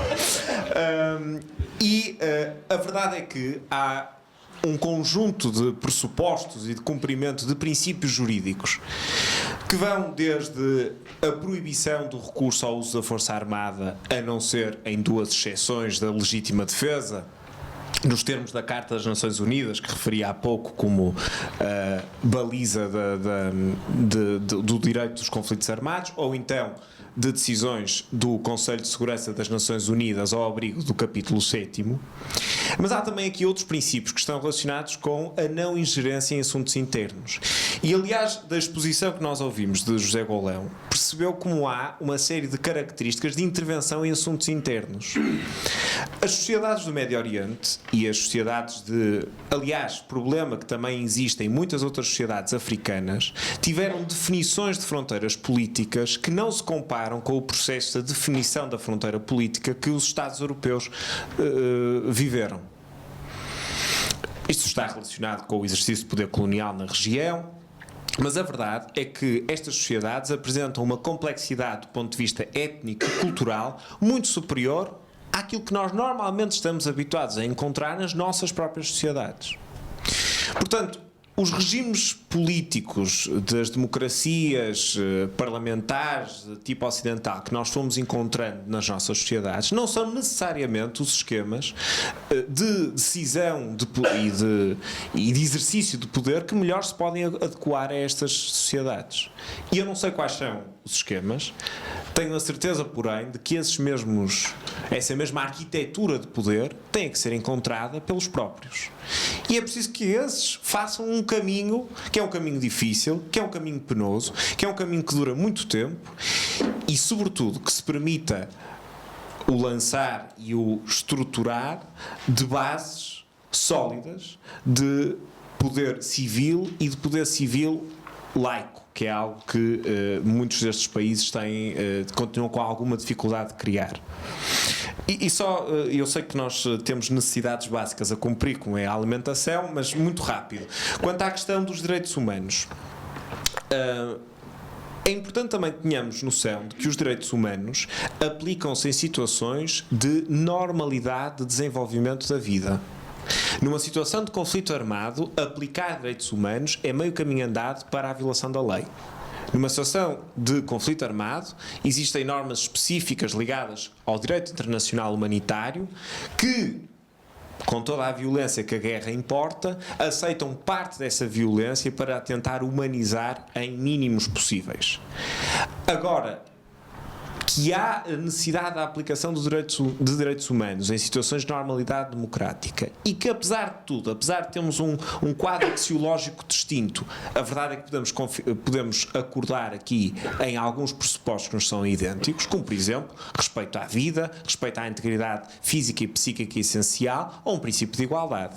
Parece-me que estes princípios, passo a redundância de uma possível arrogância ocidental, são comuns a uma série de culturas e há outros há, claramente, que aí têm nuances e matizes muito diferentes. Muito obrigada, creio que foi no tempo disponível a resposta foi, não sei, estou a olhar, mas não sei já, foi colocada exatamente, portanto penso que terá respondido à questão colocada. Temos agora questões dirigidas às doutoras Júlia Azevedo e à doutora Rosa Maria Sá, e eu penso que os dois interpelantes dirigem as questões à volta do tema com ângulos diferentes, mas da educação para a paz. Não sei se... Posso responder à primeira e depois a doutora Juliana? Muito bem. Eu vou responder à primeira porque eu sou educadora de infância e a competição é desde pequeninos que nós procuramos incutir nas crianças, mas uma competição saudável. Eu tenho que ganhar um jogo, mas não tenho que passar por cima de ninguém. E é neste sentido que educar para a paz tem que fazer parte do cotidiano da escola e do cotidiano da nossa casa. Todos temos que ter sucesso dentro das nossas capacidades e competências. Não temos é que passar por cima de ninguém. Nem temos que atrapalhar ninguém. Temos é que dentro, e essa é uma obrigação, eu dentro das minhas competências, das minhas capacidades físicas, das minhas capacidades intelectuais, devo dar o meu melhor. Não posso de forma alguma passar por cima de ninguém para ter esses interesses. É só assim. É que conseguimos manter a paz através do diálogo e através daquilo que nós somos. Espero que tenha respondido à tua questão. A outra questão prende-se com tecnologias e, nesse aspecto, a doutora Júlia não, é mesmo mas também tinha aqui um. Esqueceste de dizer que também é jurista, portanto podes esclarecer mais advogada até. Relativamente à sua questão, eu acho que a educação deve ir dos cidadãos para os governantes. E nunca devemos deixar que sejam os governantes a instrumentalizar a educação, que é o que se tem feito, é o que se fez, aliás, no Estado Novo, e sempre que querem dirigir para determinada política é sempre através da educação. Nós sabemos que a educação é a arma mais poderosa do mundo. Quanto mais os cidadãos forem instruídos, forem críticos, melhor será a sociedade. E os cidadãos terão que estar atentos, e muito atentos, como uma vez numa conversa que tive com o professor Barbeiro de Magalhães, ler até nas entrelinhas, ir além das entrelinhas daquilo que o poder político, que tem acima de tudo interesses económicos, pode fazer. Sobre as novas tecnologias, acho que nós temos um grande instrumento na mão. Nós todos podemos comunicar ao som de um clique, de um SMS. Nós, através de um SMS, podemos fazer uma manifestação para a paz. Nós, através de um SMS, podemos juntar-nos milhões, milhares nas ruas, podemos derrubar governos, podemos construir governos, construir paz. Por isso, é uma questão também de sabermos aplicar e utilizar as novas tecnologias. Espero ter respondido à sua questão. Muito obrigada. Agora, então, abria à Assembleia em geral.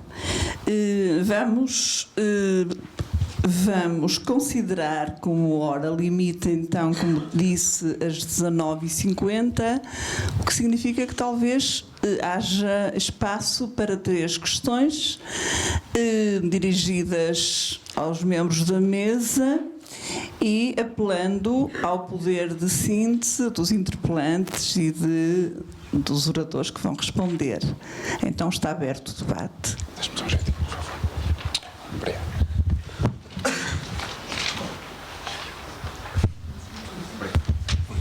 Boa tarde, o meu nome é Alexandre.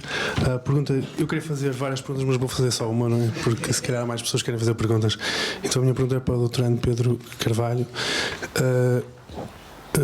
Eu lembro que em 2011 várias ONGs do Afeganistão pediam para que acontecesse o que acontecesse, os Estados Unidos não abandonassem o Afeganistão, porque isso teria implicações nos gangues terroristas. Lembro também que muitos pensadores, um pensador que eu tinha acompanhado muito, que se chama, quer dizer, morreu entanto, chamava-se Christopher Hitchens, que era, apesar de marxista, era intervencionista, tal como David Aronovich e outros. Dizia que teria consequências muito graves se terminassem com a guerra de repente. O Barack Obama tinha prometido que ia acabar com a guerra em 2007, antes das eleições. No final do primeiro mandato, decidiu então acabar com a guerra em dezembro de 2011. Para mim parece muito claro que o movimento anti-guerra por vezes pode ter consequências perversas, e é também muito claro que o Barack Obama não era assim tão inocente que não soubesse o que é que implicava a não-guerra, não é? A minha pergunta é quer dizer, esta talvez seja uma afirmação disfarçada de pergunta. De qualquer das maneiras, a pergunta será o que é que pensa disso. Obrigado. Já agora, se calhar me esclareci. Pronto, eu considero que seria inevitável o crescimento explosivo do Estado Islâmico, uma vez que as tropas já não estavam no Iraque. Pronto, obrigado. Ouvi então mais 2 e depois respondiam.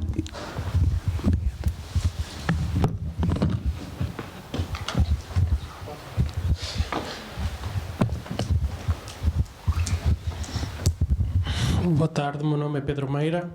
Eu, depois da apresentação que assisti por parte da doutora Júlia Azevedo, em qual ela dizia, expunha lá, que para educar para a paz seria educar para uma sociedade mais criativa, mais ativa, mais democrática e por aí fora.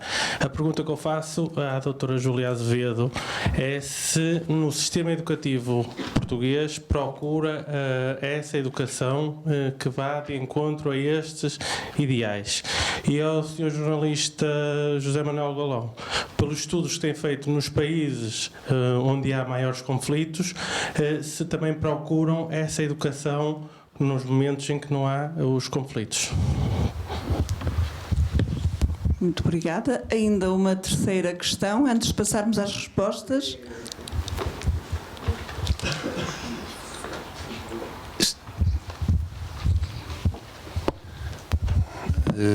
Boa tarde a todos, eu sou Paulo Lima. Ouvi aqui o que já ouço há muito tempo, desde Ronald Reagan, eu era pequenino, aquele país demoníaco, e é uma coisa que me fica sempre, eu tenho várias discussões sobre isto, que é o seguinte: com a Segunda Guerra Mundial, a primeira grande crise de refugiados que houve, será que não aprendemos nada?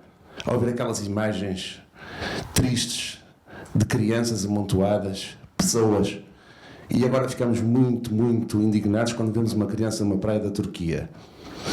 Será que não temos nada a aprender com o que se passou em 1940 a 45? Porque é que se fala agora tanto e não se fala daquela época? E tentar fazer um paralelo com o que se está a passar agora. Será que o Estado Islâmico não é um nazismo disfarçado? É isto que eu deixo esta questão no ar. Principalmente ali para o José Manuel Bolão.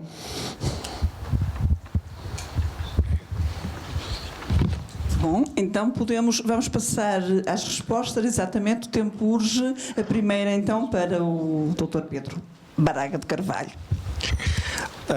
Alexandre, não é? Alexandre, a pergunta que fez é de refiníssima qualidade jurídica. Não é jurista, pois não? Mas devia considerar.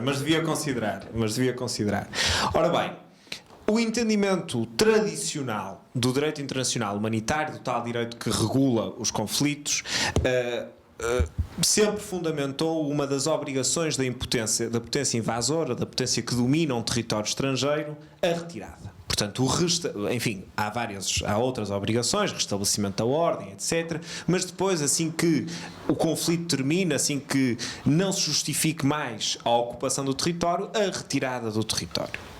A verdade é que há alguma doutrina relativamente ao direito internacional humanitário, e entre nós temos uma autora que apresentou o ano passado, há 2 anos, a sua tese de doutoramento relativamente a esta questão, a professora Maria Isabel Tavares, veio fundamentar uma outra ideia, que é aquele que invade, se criar uma situação de ausência de poder, não pode abandonar o território ocupado enquanto essa situação de ausência de poder permanecer, precisamente porque as ausências de poder criam, no fundo, um terreno fértil para o surgimento deste tipo de organizações. E, portanto, isto é uma interpretação muito inovadora daquilo que são as regras do direito internacional humanitário. É uma interpretação que ainda não foi sufragada pela maior parte da doutrina, mas que está a começar a fazer escola. E eu, na realidade, diria que esta interpretação não deixa de ter alguma comprovação na prática. Nós não só temos que ter preocupações da forma como iniciamos um conflito armado, como, sobretudo, porque aí se verifica uma série de consequências do ato da guerra em si, o depois desse conflito armado. E garantir que há, de facto, estruturas de poder capazes de manter a ordem, a segurança internacional e de garantir que, a partir daquele território, não se cometem crimes ou, enfim, vamos dizer, violações de direito internacional. Não temos que ir para crimes internacionais. Portanto, a afirmação que faz, eu concordo e diria que é, aliás, um caminho de nova interpretação daquilo que são as regras do direito internacional humanitário hoje em dia. Obrigado. Obrigada. A segunda interpelação é dirigida, em parte, à doutora Júlia Azevedo e também ao Sr. jornalista José Manuel Golão. Pedro, a tua questão é pertinente e, como bem sabes, neste momento as nossas direções das escolas já são politizadas. Ou seja, nós não temos uma eleição democrática dentro das escolas, o que faz com que tínhamos a Câmara lá dentro, por exemplo, tínhamos determinados partidos lá dentro, conforme interesses instalados. Só daí já se vê que a escola já não é inocente e já transmite, já é instrumentalista. Depois, até há bem pouco tempo, estávamos a ter um ensino, uma propensão muito grande para um ensino dual, ou seja, a partir do 4º ano de escolaridade, as crianças, a tendência seria para as crianças serem canalizadas para a via técnico-profissional, e outras, as que tinham mais poder económico porque tinham mais apoio em casa ou porque tinham mais explicadores, seriam canalizadas para a outra via, para a via científica, e estaríamos a criar, isto na nossa perspectiva, na minha perspectiva, 2 gerações à semelhança, não sei se quem leu O Admirável Mundo Novo, uma classe baixa que serviria à classe mais alta. Eu penso que a criatividade, as artes foram todas completamente postas de lado, não houve aposta nenhuma na educação física, não houve aposta nenhuma nas artes, na música e por aí fora. A educação cívica também não. Tudo isso terminou em nome de uma educação pura e simplesmente economicista, ou seja, tudo vale para baixar o dinheiro investido na educação. E se realmente perdemos neste momento, podemos rentabilizar algum dinheiro ao cortarmos isto tudo, isto vai nos sair muito mais caro no futuro. Por isso, espero que esta tendência seja completamente invertida e que hajam políticas que possam ajudar a criar o ser, a criança em toda a sua plenitude, que é muito mais do que saber ler, escrever e contar. E para isso, eu tenho que contribuir e todos nós temos que contribuir e dar a nossa parte. Espero ter respondido à tua questão. Obrigada. Passas, exatamente. Eu vou rebuscar a questão da educação nos países árabes, e tratando do Médio Oriente, portanto, países árabes e Israel. Educação para a paz não há, em nenhum deles. Nos países que tinham regimes laicos, a educação era caracterizada pelo nacionalismo estreito, que opunha sempre o arabismo contra o inimigo, que seria, neste caso, Israel. Do lado de Israel, a educação privilegiava o nacionalismo hebraico contra o inimigo árabe. Portanto, o sistema de educação é sempre estabelecido em função da inimizade do outro. Portanto, não é educação para a paz. Posso-vos dizer que nos países islâmicos, como é a Arábia Saudita, ditaduras fundamentalistas islâmicas puras, é uma educação extremamente religiosa, no sentido do radicalismo total e no fundo, a implicação da obrigação de respeitar a hierarquia e aquilo que vem de cima. Portanto, a educação, espírito crítico, não há minimamente possibilidade de encontrar. Vou citar um caso relativamente recente, que é o da Turquia, que é mal conhecido, da forma como o poder, que começou por eleições, e já que estamos a falar aqui de fascismo, é de fascismo que se trata, é na educação. Este processo vem funcionando muito antes da afirmação da ditadura política, vem-se institucionalizando através da educação, através de transformação de escolas laicas em escolas do fundamentalismo religioso. E isso está acontecendo na Turquia, e é um fenómeno que tem vindo a agravar-se e que chegou agora ao topo, ou seja, digamos que o poder islamita considera que estão criadas condições para se exercer já sem democracia. Erdogan, na Turquia, tem uma frase, vamos buscá-lo há 20 anos, que é de 1996, diz ele: a democracia é como um elétrico que se toma numa determinada altura e que abandonamos quando já não precisamos dele. Portanto, isto está tudo dito, e em relação à fase atual é isso mesmo.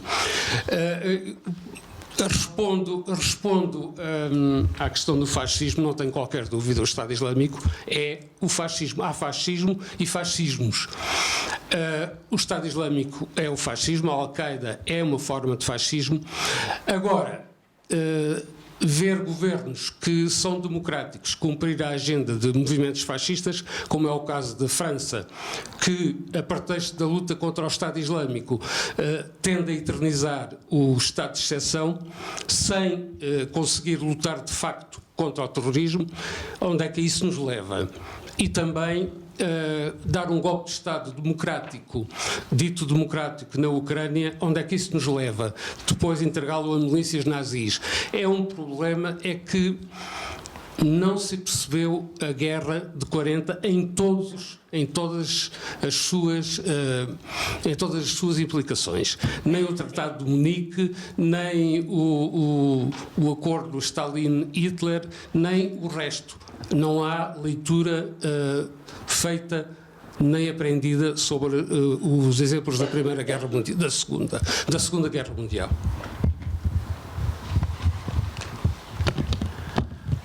Isso já é prescindível. Muito obrigada. Penso que agora o Sr. Professor considera que, como tinha pedido para encurtar ligeiramente o tempo, vamos considerar então.